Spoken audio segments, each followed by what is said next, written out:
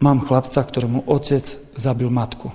Prišiel z balkóna do izby a našiel matku v krvi, otec nožom v ruke a hovorí, utri tú krv. Čo? Hovorí, farár, myslel som, že aj mňa zareže. Zostal zaskočený. Poutieral krv, otca vzali do basy a chlapca do detského domova. Ani toľko za to nemôže, že je bezdomovec. Ani toľko.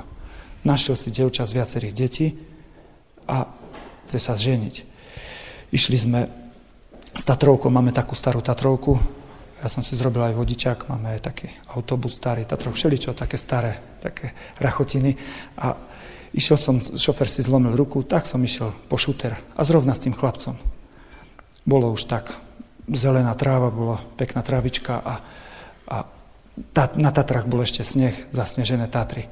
A on sedel vedľa mňa a jak tak ideme z Popradu tam na svit o tej rovinke na Tatrovke. Naraz on z ničoho nič sa otočil oproti mne. Farár? Hovorí, no, tak kedy ma už začneš učiť na ten krst? Čo? Tak aj hneď.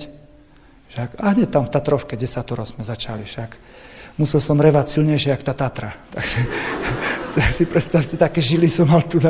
Však prišli sme po 4. Boží príkaz. Cti otca svojho, matku svoju. Hovorí, farár? Hovorí, no, ty, ale mne otec zabil matku. Ty, ale je to tvoj otec. Ty, ale matku mi zabil. Ty, ale je to tvoj otec. Ty nerozumieš, že mi matku zabil. A ty nerozumieš, že je to tvoj otec. Chlapče, keď mu ty neodpustíš, kto mu dá ešte zmysel života?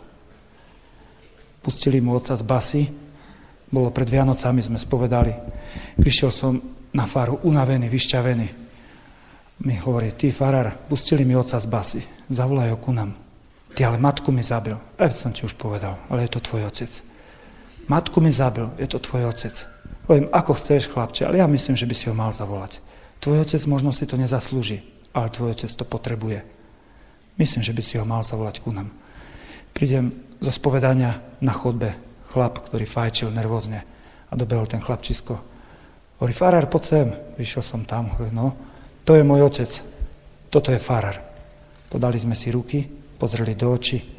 Ten chlap, jak sa rozplakal, tak mu vyhrkli slzy, celé Vianoce preplakal. Celé Vianoce tam preplakal. Však. Čiže vidíte, sú to chlapci a dievčatá, ktoré majú všelijaké osudy.